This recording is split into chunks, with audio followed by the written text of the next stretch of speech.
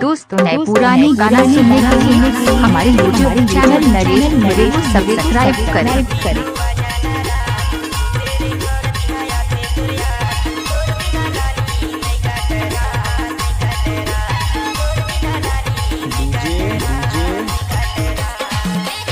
DJ Naresh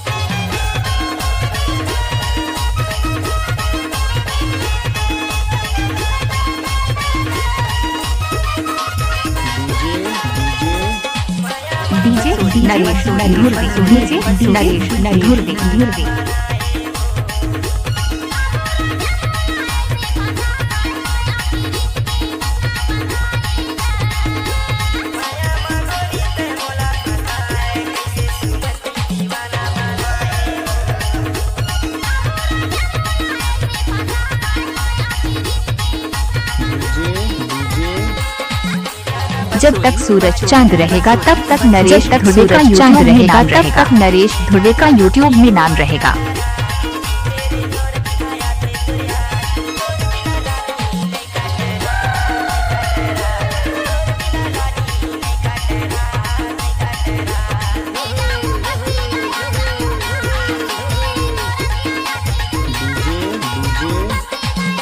जब तक सूरज चांद रहेगा, जब तक नरेश धुरे का यूट्यूब में नाम रहेगा।